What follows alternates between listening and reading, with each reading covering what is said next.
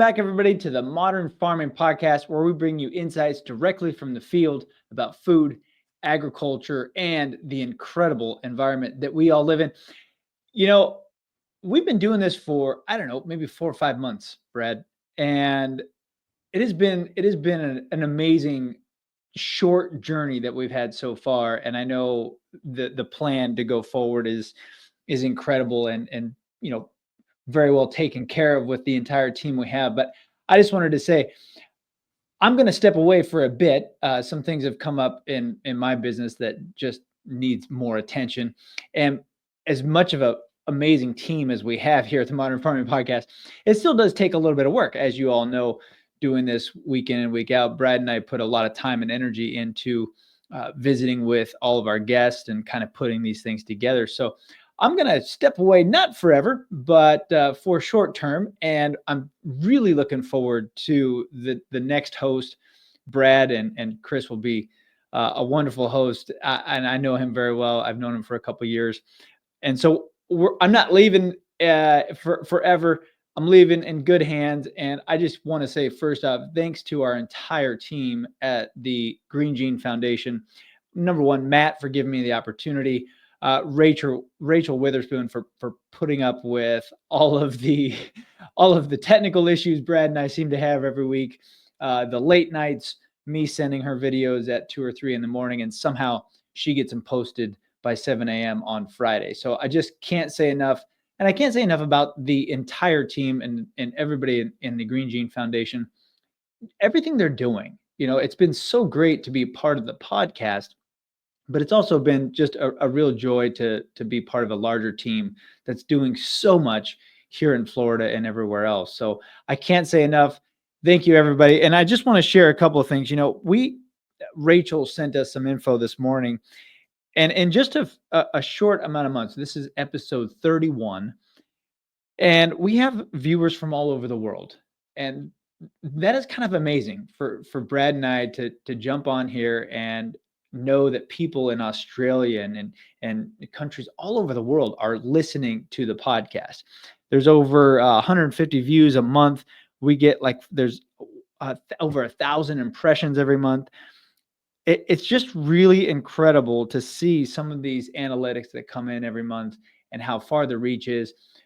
We're no Joe Rogan here. We don't have 5 million followers, but just this little podcast in 30 episodes that talks only about agriculture around the country and its impact on the world has made a huge impact on my life as well. So I will be forever grateful for my time here and look forward to all of to any time that I get to come back here. So enough about that. I want to introduce David Hafner, who is with the Martin County 4-H, to continue our series with 4-H and all the amazing people that Brad and I have got to interview here in the last several months.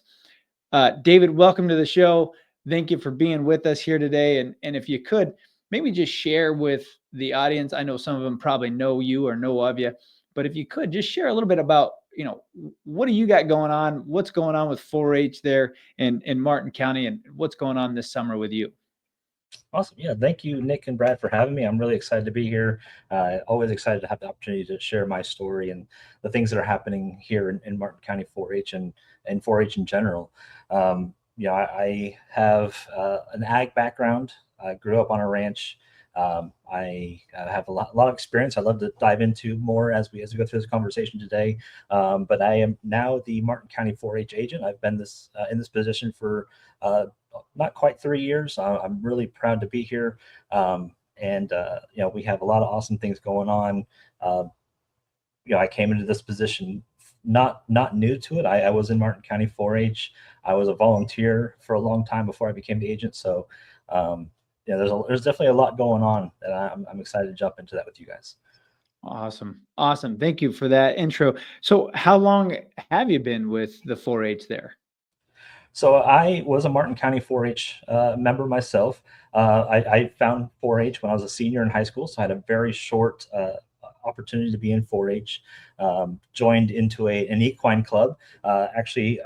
the leader was living on the same street as me. She saw me out front with my horse. She's like, "Hey, what are you doing Thursday night?" I said, "I don't know, probably nothing." She's like, "No, come down to my house. I'm going to introduce you." And I was hooked from that first meeting on. I joined the equine club. I also joined the county livestock judging team. It's actually equine judging team. And then after I graduated high school, I didn't have enough, and I stayed on for 2 more years as a junior leader because I just got started. I wasn't ready to be done yet. But then, life starts coming, got college, got married, started my family. But then as soon as my first son was old enough, I was right back. As soon as he hit that age where he could join 4-H, he was in. And, I became a volunteer. I became an assistant club leader, became a club leader, became president of our county's 4-H advisory committee. And I did that as a volunteer role for about 8 years. And then the opportunity came where our agent was moving away, and we had a lot of turnover in that agent position, which is pretty typical across our state. Unfortunately, we have a lot of great agents, but there's also a lot of turnover. And so to give an example for my county specifically, I am my son's fourth agent, and he's 14 years old. So when that position came open, she let me know she was leaving before she even announced it, to give me an opportunity to get myself ready. I didn't even have the degree, the college degree, to make me eligible for this position at that point, but I hurried up and got it, and just so I could apply. And so here I am. I started January 2 years ago, and it's been, I can't believe it's already been almost 3 years I've been here. Wow. Well, good for you. Congratulations. You're in it for the long haul. Oh, for sure. I'm 4-H until the end. Yeah, I'm pretty happy to be here. Yeah, that's cool. That seems to be the norm, right? When people get hooked, especially young students, when they get hooked, man, it's like, I always tell people, my daughter's in 4-H as well, in the FFA, and most of my family's, doesn't know anything about it, but they don't understand how much time these kids put into it. I'm like, yeah, it's not an extra course, or it's not a club. It's a way of life. And I can see that you're embodying that and doing all the things you need to do to be part of that for a long time. So that's incredible. So tell me, this is kind of the first time I've heard this word, agent. What exactly is a 4-H agent? So I am the 4-H agent for my county. Every county has 4-H programming, and it's delivered through the 4-H agent. And so to take it up to a higher level, you have at the state level, you have your land grant universities. So we have in Florida, UF and FAMU. Through each of those land grant universities, they then have people who are in the counties delivering the research that's conducted at the university level. They're delivering it into the counties. And so those are the agents. And there's lots of different types of agents. In my office specifically, we have horticulture agent, we have seacoast agent, a sea grant agent. I'm the 4-H agent. We have a commercial horticulture agent who works with farmers directly. So there's lots of different types of agents. So I am part of that university land grant system as a faculty member of the University of Florida. Interesting. Interesting. I appreciate that explanation. Livestock, you said? I'm sorry? Your background is livestock? I grew up or dairy or horses or? Horses. Yeah. Okay, cool. So tell us a little bit about that, because I just kind of like to know what you did before 4-H. Okay, yeah. So growing up, my family had a ranch down in Palm Beach Gardens, which is the north end of Palm Beach County. You would not think of that as ag at all, because it's pretty much completely developed at this point. But growing up, it was a lot of, there was a strawberry farm across from us. There was a couple places that had dairy cows that were held over until they were old enough to get to the dairy. And we had our ranch, which is about 800-acre ranch. And we had our own horses. We gave horseback riding lessons. We boarded horses, so we took care of other people's horses. We bred horses, trained horses. We had summer camps, and then we also did trail rides where we just took people for hour rides out in the woods on our own property. So I grew up doing that. I grew up when I was old enough to pick up a pitchfork and a wheelbarrow, I started, helping out around the place, cleaning stalls. I probably even started before that, just picking up sticks ahead of the mower when they were mowing pastures. Yeah. And just worked my way up through the years. When I was old enough, early teenager, I started taking out those trail rides, learning how to communicate with people, it's kind of intimidating being, 12, 13 years old, being responsible for adults, and being able to assert yourself to make the adults listen to you, because everyone gets on a horse. Everyone knows how to ride a horse. They all tell you, I'm an expert rider, and you can tell within the first 10 steps, you ain't never been on a horse before in your life. So being able to keep them happy, but also keep them safe, was one of the toughest skills I had to learn. Mm-hmm. And that's not something you get right away. You got to work on that. And Right. so that's some of the things I developed on the ranch. I stayed there. When I got to be around 18, 19, just like probably a lot of farm kids, I'd been on that ranch for so much, I wanted to try something new. So I went and got a job at the feed store, but I still worked at the ranch part-time on the weekends and stuff like that. And so I pretty much worked somewhere else and the ranch off and on, well, probably my early 30s. At one point, I was the barn manager there, taking care of pretty much everything. We had, I don't even know how many horses. At one point I was probably caring for 100 horses at a time between our own horses and boarders. And so it's definitely a full-time job. But I really enjoyed it. And looking back, thinking about all the things that I learned on that ranch. And now when I drive by and it's gone, it's like, man, it pulls at my heart when I drive by. And I went and had a hamburger there the other day because there's a restaurant sitting in my favorite spot. It's crazy to see, but we only leased it. We never owned that land, so it wasn't ours. And when the development value was right, it got developed. And unfortunately, that's gone. But a fun fact is, before we leased that land, Burt Reynolds leased it. He used to keep his cattle there. So when we took over the lease, there was a couple cows that were left behind, and they had his brand and everything. So that was pretty cool. I used to love to tell people that Burt Reynolds used to ride these same trails that you're riding now. So that was pretty cool. Oh yeah. Sell it. Very cool. Very cool. Very cool. So your parents started that operation. That was your parents' equine. It was my grandfather. It was a combination between my grandfather and my aunt and my mother. My dad had nothing to do with agriculture. He was an auto mechanic. So it was like two different lives. I kind of went to the horse side. My brother went to the mechanics side, which he eventually found his way to the farm and started doing mechanics on the farm. But I kind of wish I'd learned a little bit about that stuff, because I don't know nearly as much about that stuff, and it'd be pretty handy to know that stuff now. But I can tell you all about how to take care of a horse. So you grew up in the area. What were you doing before you became a 4-H agent? So I mentioned I was on the ranch on and off until I was about 30. So at around that time, I wanted to learn more about agriculture. I had been working on and off at the feed store, like I said, learning more about other types of agriculture. Started putting on educational workshops for my customers so they could make better choices when they came to the store. I really enjoyed educating people, and I spent a lot of time educating myself, because I really wanted my customers to get the most value that they could get. I would tell them, if you know me in person, I'm a very sarcastic person. I mean everything in jest, and I am a full-hearted, kind person, but I will harass you. So I would tell people that I want to take all your money. I just want to take it a little at a time. So Nice. So I had people coming in. I just want that cheapest bag of feed, and I would educate myself that cheapest bag of feed is not actually saving you money. You have to feed more of it to equal what you would spend if you just spent a few dollars more per bag. So I educated myself, and then I would put on workshops where I would bring in the experts to not only to back up what I was telling these people, that I can save you more if you will just try this other thing. And so I really enjoyed that. And then I had left the feed store.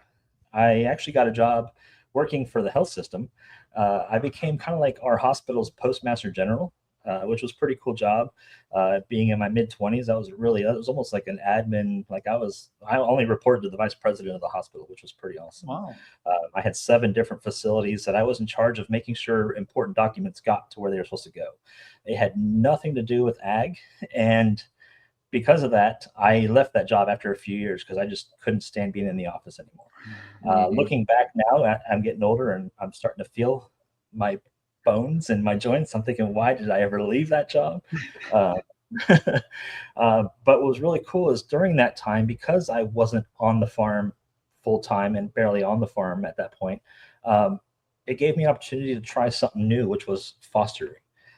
My wife and I got married young, and so we had been married for several years, tried to start a family, and it wasn't happening. So we was like, well, I guess it's not going to happen for us. And then a series of events happened to where we kind of just fell into fostering, and we became foster parents for several years. Wow.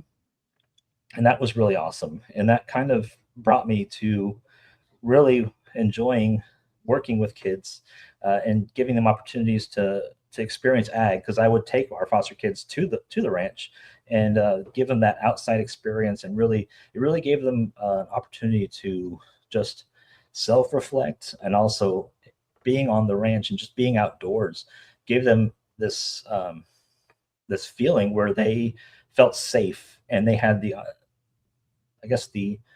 they felt secure in opening up about the things they've been bottling up. And so it just became a really awesome opportunity that we were foster parents for a few years. We had over 30 kids come through our home, some short term, some for quite a while. And then it, unfortunately, and I guess I shouldn't say unfortunately, but eventually we ended up getting pregnant. And with where we were living, there are rules on how much space you have to have for foster kids. And with the child coming, we no longer had space legally to be foster parents. So we had, at that point, stepped out of it. But that was a really awesome experience that came from leaving the farm. I would never have taken the opportunity because I would have been too busy if I had been on the farm. So, wow. Let me ask you this. Equestrian therapy is a big deal. I mean, it happens all over the country, probably all over the world. What is it about these giant animals compared to these young kids that allows them to open up? I mean, to me, it's kind of like, geez, you got this huge animal that you're kind of in control over. It might give me a little bit of anxiety as a grown man, but it seems like these kids or even anybody, even adults, seem to really open up, while riding a horse or caring for horses. Why do you think that is? so I don't have any kind of proven reason, just my own experiences. Like I said, growing up on the ranch, I was often left alone, filling up water troughs out in the middle of a 40-acre pasture, just by myself, and just being in the horses. And a lot of those horses, because we bred, a lot of them were the same age as me. I kind of grew up with them, and just being around them, they will come up to you and just stand there, and you can talk to them, and they don't judge you. They don't have anything. They don't give any feedback, but they're just calm, and they just stand there, and you have the opportunity to share anything and anything with them, and without the fear of anybody judging you.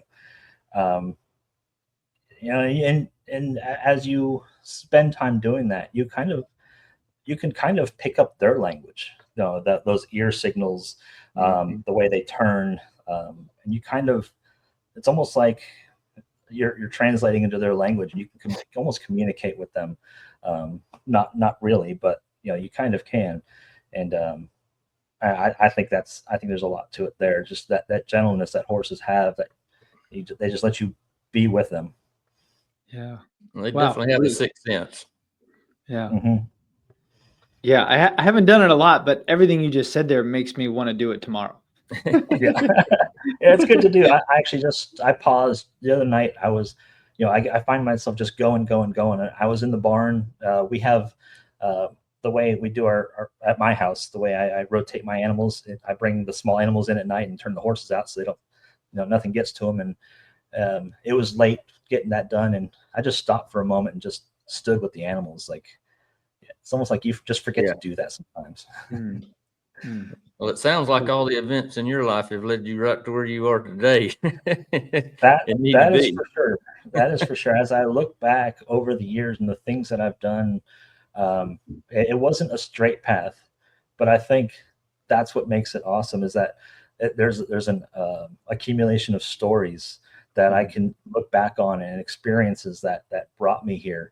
And actually just remembered I kind of went on a tangent earlier when you asked me what I was doing before I came here, and I was talking about my 30s. In my 30s, I wanted to experience new things in ag. And so like I said, I had left the ranch, but I also bought cows, and I started raising cattle. And I really, really enjoyed that. Even though I have an equine background, I always love horses. I'll take a cow over a horse any day at this point. I love being around cows. And I started raising cattle. I got 3 heifers. Didn't quite know how I was going to get them bred, but they were young. I didn't have to worry about that quite yet. And then when they got old enough, I didn't have to worry about it because one of them got loose and got in the neighbor's pasture and got herself bred. It'll happen. So I didn't have to worry about it because the neighbor's bull took care of the problem for me. And I ended up getting my own bull. I had Hereford cattle and I had a Brahma bull. Oh, cool. And I spent several years doing that, and probably 8 or 9 years, I'd say, doing that up until 2020. And 2020 started off bad for me before everything else that year started. So I owned 5 acres, but I also leased 10 acres right next to me. And it was all owned by the guy that I bought my house from also owned that 10 acres. So he let me lease that 10 acres, keep my cows on there. So I had, I didn't have a lot of land, but I had enough to raise a handful of cows. Well, 2019, that land, that 10 acres sold to a new landowner. And that guy told me he was very interested in ag, had no interest in developing. He was going to take a section and put some trees on it. And he wanted me to keep the cows on the rest to keep him in ag. I said, great, let's keep going. We signed that lease it was a year-to-year lease. End of 2019 is coming up. I'm like, hey, it's time to sign that lease. Can we get together? He's like, oh yeah, no worries. I'm just really busy. He kept kind of shrugging me, but I'm a very trusting person. I'm a handshake kind of guy. So I just let it go, but it got to be December, and it's like, okay, what's going on here? He's like, yeah, he kept assuring me. Well, January, I get a message. Hey, I just sold the land. You have 2 weeks to get your cows off. Yeah, and so now I'm down to 5 acres, and I live on it. So I really had 3 acres, and I had probably 10 cows. Oh wow! And I was like, okay, this is not going to work.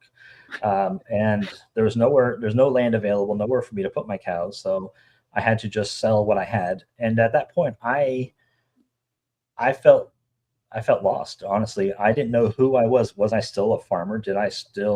Was I still important to agriculture? Right.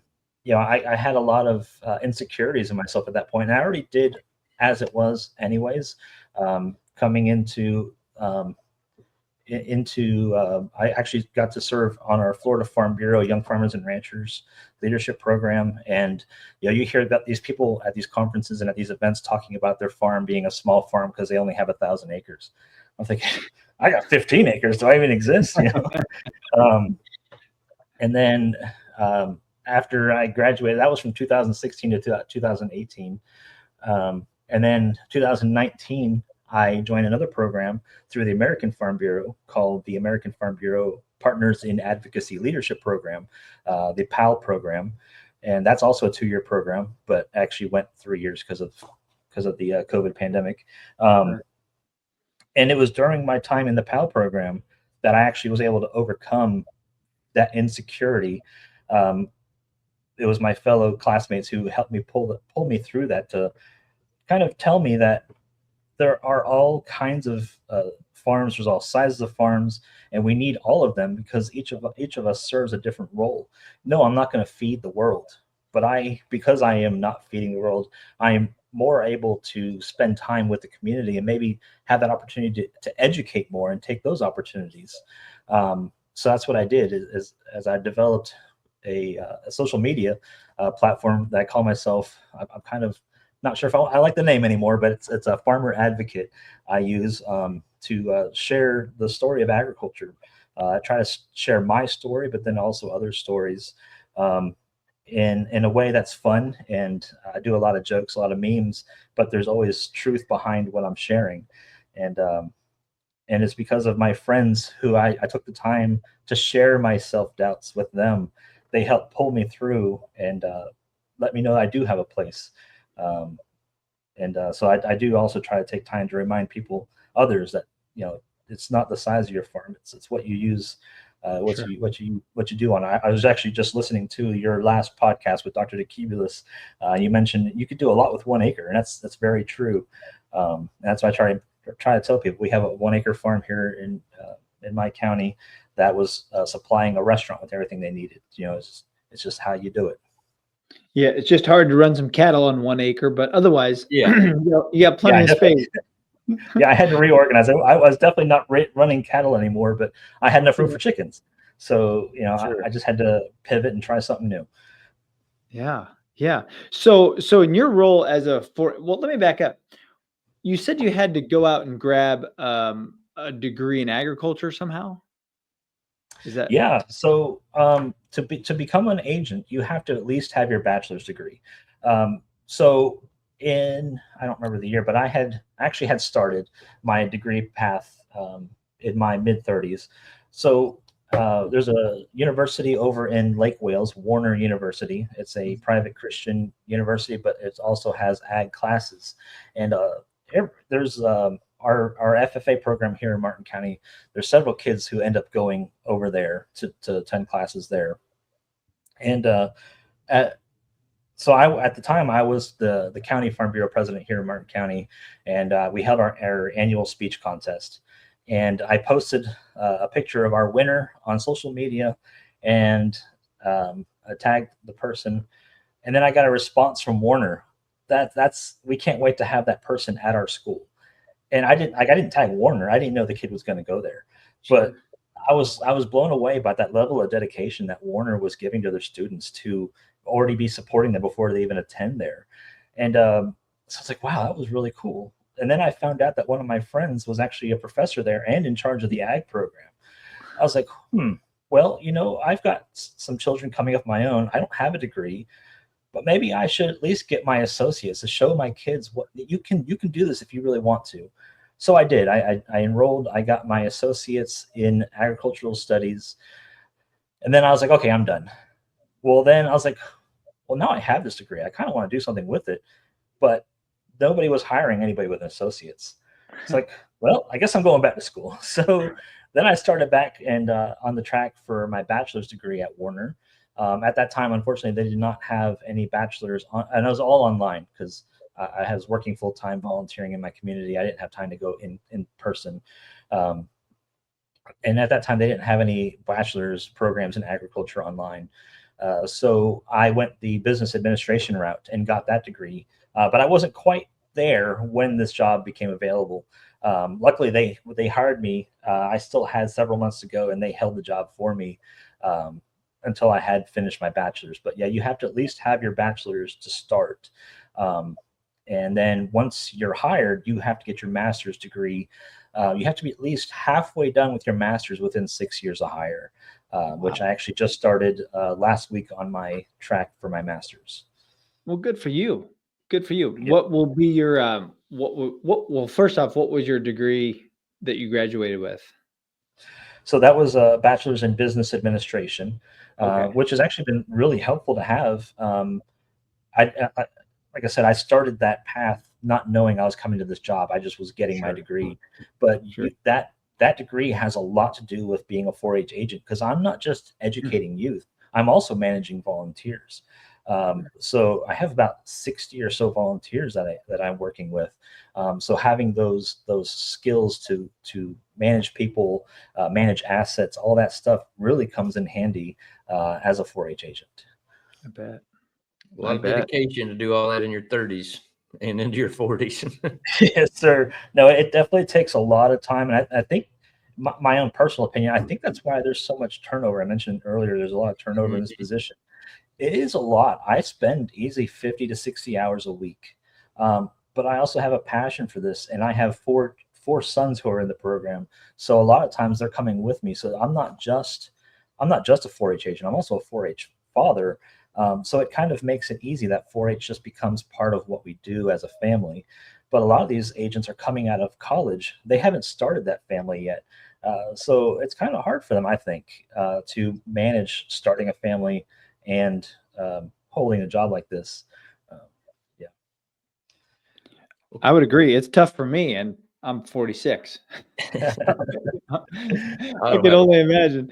So, okay, well, that's a awesome story. I love that you're so dedicated to it that you immediately ran out and got a BS, which is no small feat.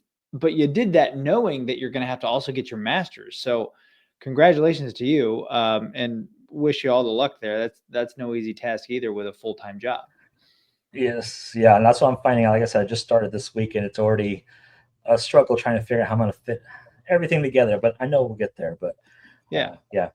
Well, then you jump on a podcast with Brad and I, and yeah, there goes an hour of your life you'll never get back. Yeah, well, I'm used to giving my evenings anyways. I actually was supposed to have I lead several 4-H clubs, and I was actually supposed to have a 4-H rifle club this evening, and I think with everyone coming off the holiday, nobody showed up, which worked out good for me because I could have used the break a little bit. Yeah. Well, let's dig into that. Give us an overview of the Martin County 4-H Youth Development Program. I mean, what's your day to day? What do you do? Okay, so I in Martin County 4-H, we have a lot of different opportunities. When I came in, we already had a great program. I know we had a lot of turnover. I mentioned earlier in agents, but we did already have a good program here. I would say our main focus here in Martin County was livestock. It still is. I kind of heard a general consensus or a general idea from the members that 4-H is you get an animal, you raise the animal, and you show it at the fair, and that's what 4-H is. And that is definitely a part of 4-H. But I think I've been working to expand our view of what 4-H is as the agent, and offer new things that we didn't already have before. So I love agriculture. I love livestock. So I definitely want to keep those programs. But I find it kind of interesting in myself that the programs I'm focusing myself on are not livestock programs, because we have so many youth in our community who will never have a farm, will never have the opportunity to own a farm. So I want to give them the opportunities, the other side of 4-H that they can partake in. Our shooting sports. We have a great archery program. We now have a rifle program that I started. We have a STEM club. I'm part of a grant offering educational programming on AI, and that's the artificial intelligence, not the other one, which I have a funny story about when I got that wrong once. I guess that's funny you say that. In your world, that's a real thing. Oh yeah, yeah. When I became a new agent, you go through 2 different trainings to get you ready to take on the role. And every agent across the board, doesn't matter what kind you are, you come to these trainings together. And there was an agent in there who was going into the AI field. And so she came up to me and was asking me during one of our breaks, hey, how are farmers using AI? And so I told her about dairy farmers and how they use AI so they don't have to have a bull. Yeah. The look on her face, a really big glove. And but no, she meant artificial intelligence. And so now every time I see her, I kind of go the other way because I'm still a little embarrassed, but it's a funny story. That's great. That is so great. No, I thought the same thing. The whole AI thing for me, but it took me a while to figure that out. yeah. But the AI grant that I'm on with Google, and there's several agents across the state who are on this grant.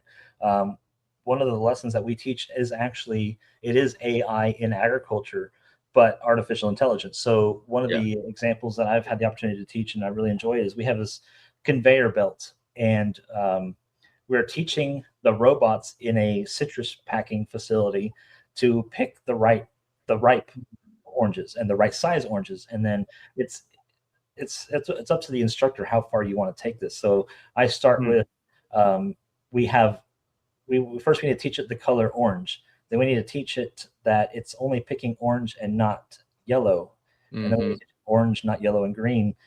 Well, then we need to also teach it that it can't squeeze those oranges too hard. And then what the robots are the kids. So the kids have those little grabbers, that those trigger grabbers that they're using. So the kids want to get rough with it and they want to play hard. It's like, well, you just wasted all that money. You can't sell that citrus now. Right. So it's a really cool opportunity to teach these kids that there are careers for them in agriculture. It might not be in a tractor, but it's still ag. And, I think a lot of people still hold on to that idea that a farmer has a straw hat and overalls. Yeah. And I love that idea of a farmer, and that's how I want to live. But, farmers take all different shapes and sizes, and, they don't look like what you might think they look like. No, and they they're do. probably to the grocery store and you had no idea. Yeah, we've talked about that with a lot of 4-H, a lot of teachers, a lot of farmers, ranchers. We've had some pretty big names on the Modern Farming podcast, and we talk about the same thing. You're everything. You're the janitor, you're the accountant, you're the you're the line worker. You got to do everything, and I think one of the biggest challenges in agriculture is just finding enough time to do it all. Yeah, as a producer. Sure. Actual farming is the easy part, really. When you get right down to it, it's everything else you got to do. I think that's why the tractor is the most coveted position on the farms, because once you shut that door, no one else can bother you. You're just on your way. So really fascinating. So what are you doing this summer? Is it preparing for the upcoming school year, or do you have a lot of things going on this summer as well? Yeah, it's a both. So another part of what I do is leadership.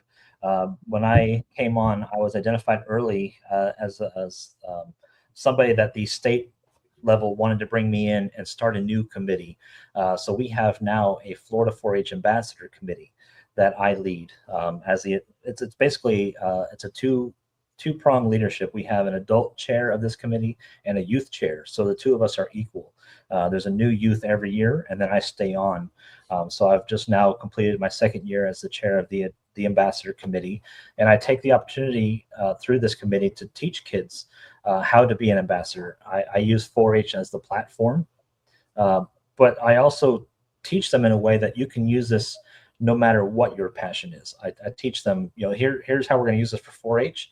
Insert what you're passionate about and use it that way as well. So it's these kids are learning how to do that elevator speech, how to go meet with their representative. They're learning how to meet with the media and how to do interviews, how to meet with stakeholders, how to take what's important to them and find a way that's also important to somebody else, how to mix those two so you can make those connections. So that's something that I really enjoy doing. And so I have kids who throughout the year, they will go to different events like the opening of the state fair. You'll see at the opening of the state fair, the governor will get pictures a lot of times with 4-Hers. Those were my ambassadors, along with state officers. So it was really cool to see them going out there and taking these skills and flourishing. My first adult chair was just on the Ag Women Connect. She was their special guest just a couple weeks ago. She's in college now, and she took that opportunity to share her story and her passion, going through her and now into her adult life. And then my leadership also goes into the event called Florida 4-H Legislature. I am one of the adults who helps put that event on. And 4-H Legislature is, if you're familiar with Boys State or Girls State, it's similar to that, but more in depth. Our youth take on the roles of representatives and senators, media specialists, lobbyists. They write the bills. They debate the bills in committee. If they're fortunate enough, their bills make it to the floor of the Senate or the House, and where they're debated again to be either signed or vetoed by the 4-H governor. It's a true to life experience. I've had the opportunity through Farm Bureau to spend time in Tallahassee and in DC working bills. And when I came in and I attended this event, I was like, I just couldn't believe how true to life 4-H legislature is. and I was attending one of the planning meetings. And this event is completely youth led, by the way. The adults are there, but the youth are leading it. The youth plan it, the youth conduct it. The adults are just there just to be there if it needed, but the youth are in charge and they do it. And when I attended my first planning meeting, I heard a complaint, and these kids were saying, last year during the lobby hours, which lobby hours is simulating you're seeing your representatives at a social meeting or a social gathering. They said it was so confusing. It was so loud. We could barely lobby. And I said, hold up, everybody. Like, that's real. You think you're going to a social gathering and all of a sudden the room becomes quiet and you have that representative's sole attention? No, that doesn't happen. You've got to fight. If you want to be heard, you've got to struggle. You've got to get in there. So I'm really proud of that event. And so they brought me on because I do have experiences. I am in charge of the lobbyist crew. So this year we actually went and Adam Bassford is a lobbyist. He used to be the head lobbyist for Florida Farm Bureau, and now he's the head lobbyist for the Allied Industries and of Florida. And he brought us to his office. The kids got to walk in, sit at the table with him, talk to him about what it's like to be a lobbyist. And I really appreciate it. He took the time to talk about ethics and in lobbying, which is so important. Those kids really walked away with a really good education from that event. Whether they were one of my lobbyists or whether they were a senator or representative, they all walked away with a really deep understanding of what it takes to bring bills to laws and make a change in our communities. So sure. I really enjoy being a part of that event. Really impressive. Yeah, that's such a big deal to have the young people involved in politics that have some knowledge of ag and some ag background, because that's almost going to be unheard of other than the situation you're talking about. Yes, sir. Yeah. And so my state senator, Senator Gail Harrell, she actually was in 4-H in Sarasota, and she attended the same event when she was younger. So she credits this event to her becoming first a state representative and now a senator. So it definitely it shows that there is a path to that from this event. Absolutely. So do you have a lot of support in the community? Who do you rely on to kind of get all the things that you need done every year? Yeah, so it definitely is not just me by far. I can't give enough credit to the volunteers who are out there. We have basically a three-prong, I'd say, approach to 4-H here in Martin County, and every county is different. We all offer programming, but we might do it in different ways. It's up to the agent to run that programming. But here we have our in-school programming, we have after-school programming, and then we have our community clubs, which is probably what you would consider to be your traditional 4-H as the community clubs. And so my community clubs almost entirely are run by volunteers. There's just a few that I run myself, but for the most part, those are volunteer run. And so every community club has at least 2 level 2 screen through DCF volunteers who meet at least once a month, maybe more than that. And they are putting the programming together. They're delivering it. They're creating opportunities for those kids in those clubs. We have about 300 community club members here in Martin County. Without those volunteers, that doesn't happen. There's no way I could add on what they do. So that is huge. Pretty much any child who is attending the Martin County Fair with livestock or home arts, that is the result of our volunteers making that happen. And then along with the volunteers, you got to give credit to the parents. It is so hard to be a parent right now, because just if you just look at economics alone and how expensive it is to live right now, that everyone's having to pull full-time jobs, if not multiple jobs, and now you're still having bust your kids around because you still want them to grow up balanced and have a great experience. And so without our parents taking that time to bus these kids around, not only to their club meetings, but then also buying their livestock, buying those livestock needs. The feed has increased 30-40% over the last several years. Just that alone, let alone buying a whole cow. I mean, cattle prices are through the roof. So these kids doing steer projects, I mean, those parents are saints if they're still letting their kid raise a steer. And it's just it's incredible what these parents are the opportunities they're giving to their kids. I hope maybe they don't. I don't know that they realize it now. They probably know they're doing good, but in 10 years, they're really going to see it, I think, in those kids and in the way they become adults. It's definitely worth everything that we're giving to our kids now in the program. Yeah. We always kind of joke when those, those long weekends or those late nights, school nights, it's like somewhere down the line, this is all worth it, right? We're not getting paid for it today, but we know, as you said, well-rounded children, just the other side of it. I grew up on the West Coast, and I grew up city kid. I grew up on the beach. And I always tell people, it would be really great to have all the kids like myself who went to school on the West Coast or East Coast to spend a semester somewhere in high school, junior, senior year, in the middle of the country, or at least on their local agriculture, counties or whatnot, and then have those kids from the local agriculture or middle of the country go out west or east to the coast, just so we could have a level playing field, like a discussion that everyone can understand what's happening on the farm, how our food is, grown or how it's produced, and the backbreaking work that everybody needs to go through, because there, as you can see more and more, as you know from the lobbying that you do, the disconnect is incredible. It's incredible. And these are adults. They're all eating every day, but the understanding of where all this food comes from and the support that's necessary to have food security, that disconnect seems to be outrageous. There is a huge disconnect. I was first introduced to this idea in 2016. I attended the Florida Farm Bureau Young Farmers and Ranchers Leadership Conference, and their keynote speaker was Vance Crowe.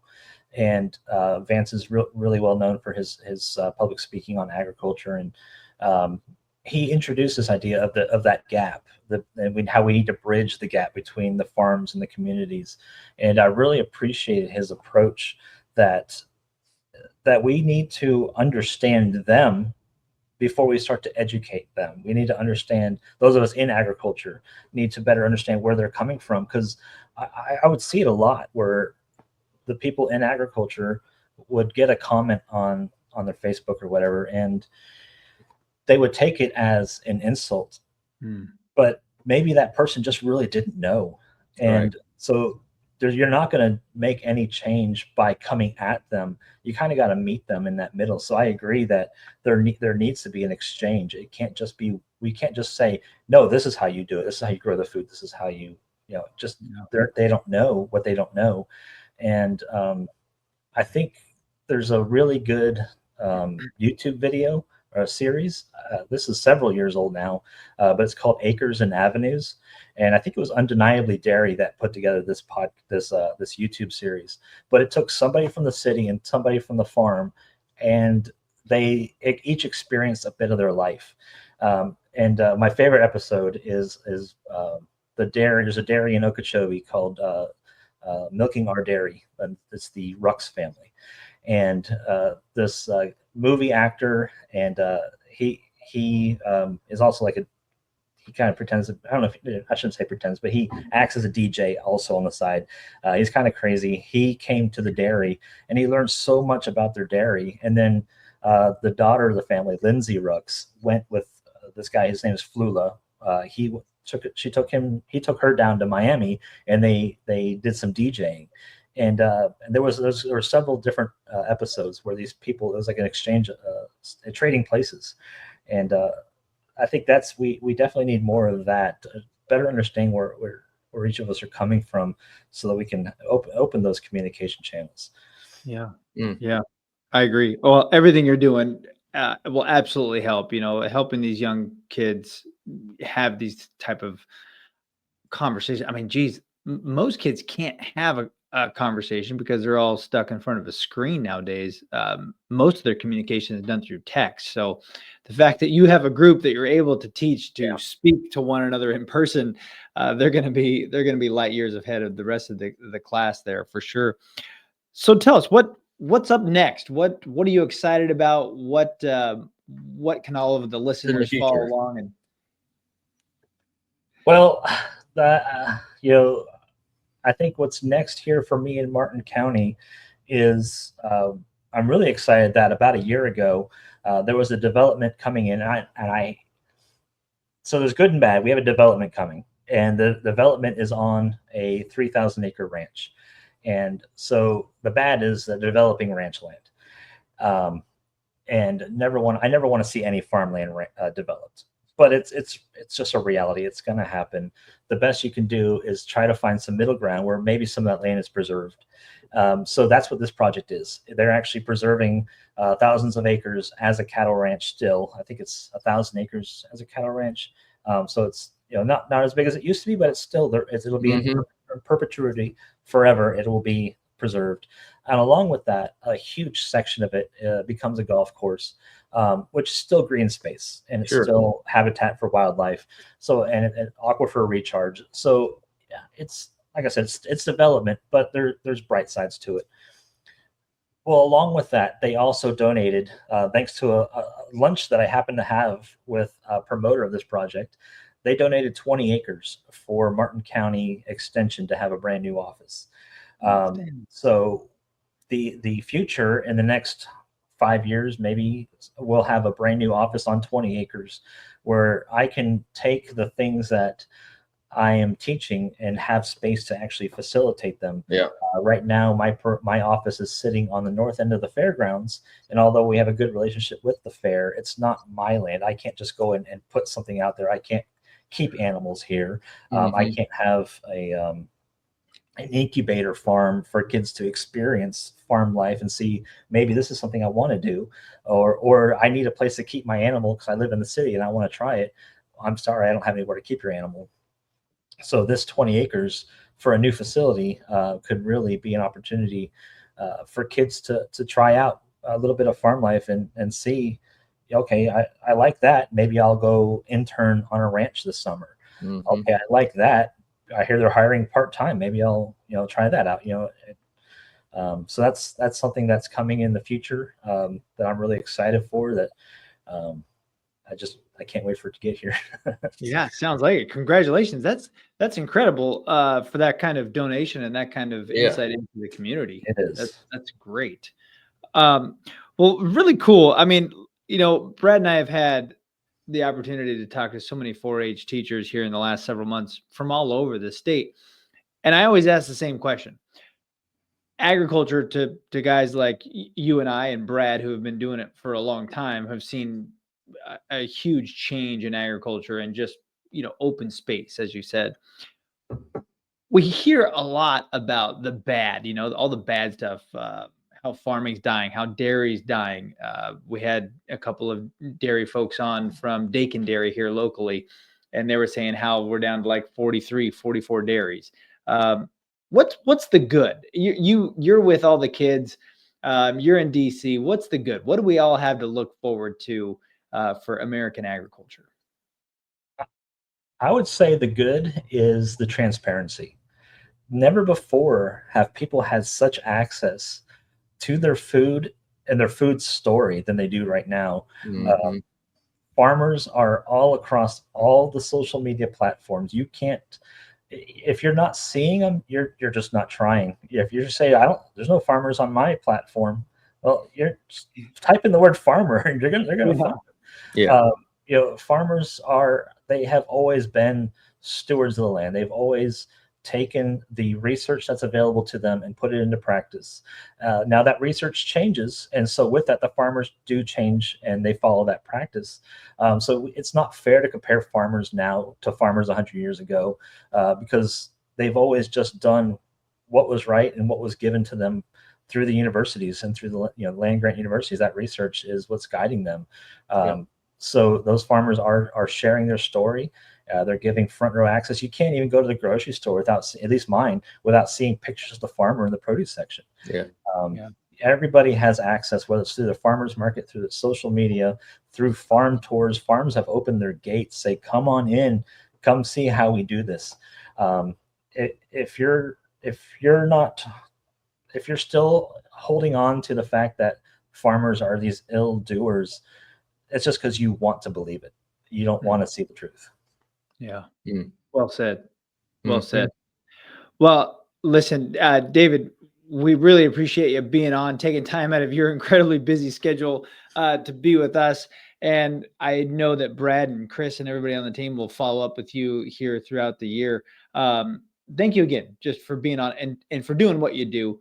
It's an incredible service, and obviously we need more of that in agriculture as agriculturalists For ourselves. sure. Really impressive what you're doing. So thank you very Yeah. much. It was great to see you Thank you. again. Yes, good seeing you too. Yeah. And thanks everybody for staying on for another episode of the Modern Farming Podcast. I'd be ridiculous not to mention my co-host here, Brad Turner. Brad, it's been an awesome little ride here. And I'm not saying goodbye forever. I'm just saying goodbye for now. But thank you very much for everything you've done for me, Brad. Brad and I met several years ago. We got reintroduced to each other through the Green Gene Foundation. And this podcast started in a cafe at about 6:30 in the morning, which, it's like noon for Brad at 6:30. But for me, it was still pretty early. We sat down and sketched out, I don't know, what was it, 10 or 15 Yeah. episodes? And we just kind of sketched out what do we want to do? I don't think we followed one of those. No, we didn't.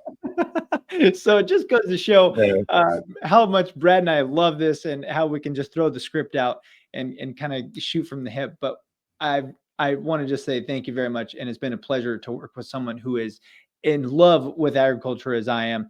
And again, I can't thank the Green Gene Foundation enough for this opportunity. So hope to see everybody very soon. I look forward to hearing the podcast myself, but thanks everybody for joining in, and be well. We will see you next week. Take care.